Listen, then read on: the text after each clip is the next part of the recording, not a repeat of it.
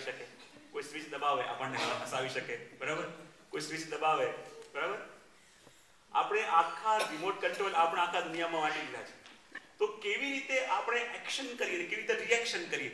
અને આપણા ચિંતકો તો અહીંયા સુધી કહે છે કે આ સમાજની અંદર આપણે રિએક્શનમાં જીવીએ છીએ, અને એ પણ કેવું કે સમજ્યા વિનાનું. બોલે કેવી રીતે?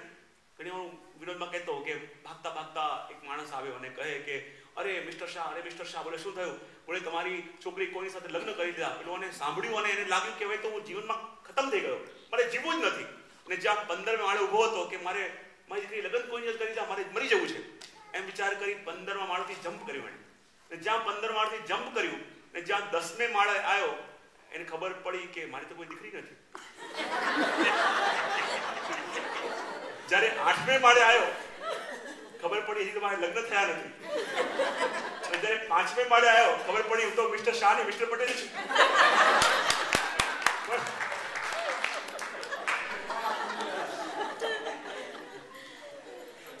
Watch your words, watch your actions, watch your thoughts.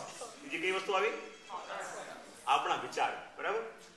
કારણ કે વિજ્ઞાન પણ કહે છે કે દિવસની અંદર મિનિમમ આપણે મુખ્ય વિચાર કેટલા કરીએ? બોલે 2100. કેટલા? જાણે અજાણે કોઈ બી વિચાર મનમાં આવે, પણ એમાંથી 1900 વિચાર કેવા આવે? બોલે નેગેટિવ. કેવા? તો જો આ દેહનું ભોજન શું? સારું ખોરાક આપો, આ દેહનું ભોજન. મનનું ભોજન શું? મનને સારા વિચાર આપો, એ મનનું ભોજન. અને પ્રભુનું ગુણગાન, પ્રભુની સેવા કરો, એ આત્માનું ભોજન, બરાબર.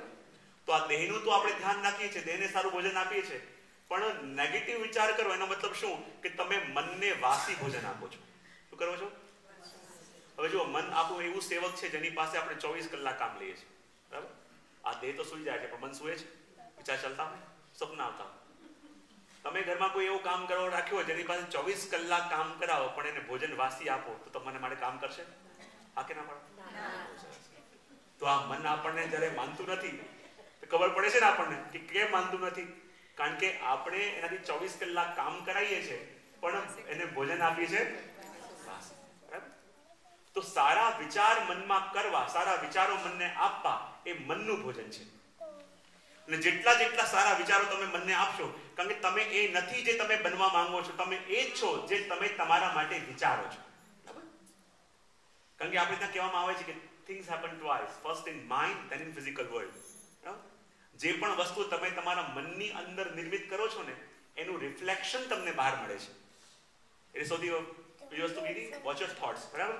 ત્રીજી વસ્તુ, વોચ યોર કેરેક્ટર. કઈ?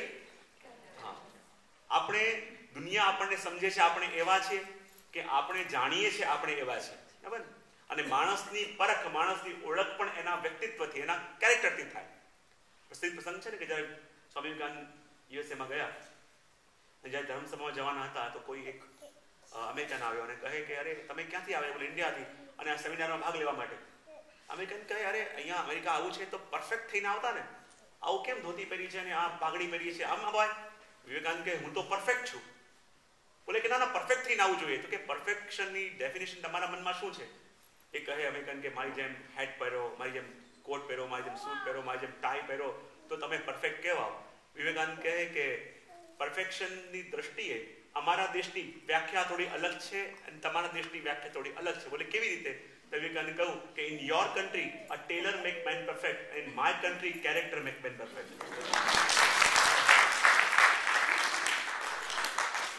Watch your words, watch your actions, watch your thoughts, watch your character and watch your heart. બરાબર? કારણ કે આપણે વૈષ્ણવ એ કહેવાય, પ્રભુના ભક્ત એ કહેવાય કે જેનું હૃદય દરેકના માટે કરુણાવંત છે, બરાબર. કોઈ દુઃખીને જોઈને પણ આપણું મન દ્રવિત થાય છે.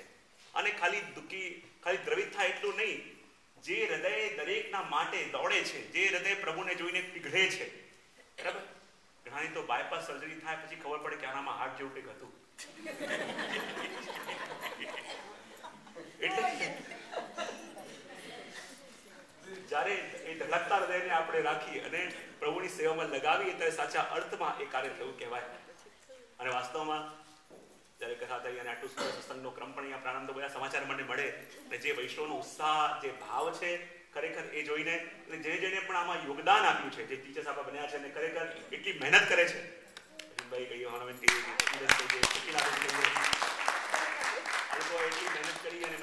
ભગવાને આ બધું સુંદર રીતે કર્યું? કારણ કે ઘણી વાર હું કહેતો હોઉં કે ભગવાને જ્યારે દેવતાઓને પણ બનાવ્યા અને માણસને પણ બનાવ્યા, તો દેવતાઓને શેનાથી બનાવ્યા? બોલે ચાંદીથી. શેનાથી? અને માણસને બનાવ્યો માટીથી.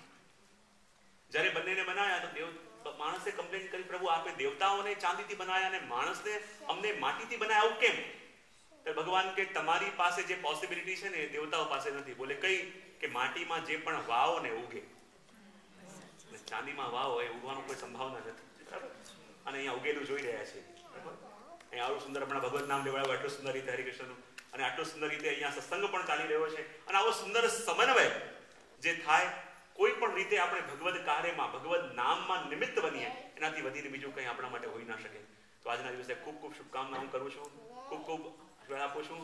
અને આવતા વર્ષની વાત અશ્વિનભાઈ કરી કે હમણાં આપણા જે આ સ્વરૂપોના દર્શન આપણે અહીંયા કરી રહ્યા છીએ, શ્રીનાથજી બાબા છે અને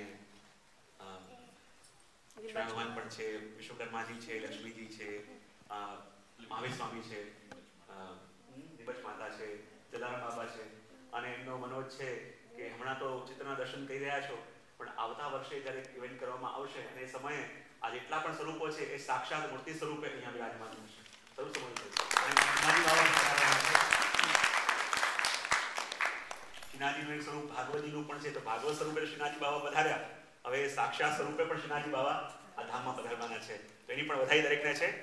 તો વિશેષ કંઈ ના કહેતા પુનઃ એકવાર આ દિવ્ય ધામ આપણી મંદિરથી સંકળાયેલા બધા જ કમિટી મેમ્બર્સને, બધા જ સંદિગ્ધ પદાધિકારીઓને બધાને ખૂબ ખૂબ શુભકામના આપું છું. બધા વૈષ્ણવને પણ ખૂબ ખૂબ આશીર્વાદ આપી અને પ્રભુના ચરણોમાં એ જ વિનંતી કરીએ કે આપની કૃપા બધાની ઉપર સદા વરસતી રહે. આપણા રતિ, મતિ અને ગતિ ત્રણેય આપણા પ્રભુમય થાય. સદા આ રીતે પ્રભુના ગુણગાન ગાતા રહીએ, નિત્ય સત્સંગ કરતા રહીએ, એ જ આશીર્વાદ આપી મારી વાણીને વિરામ આપું છું.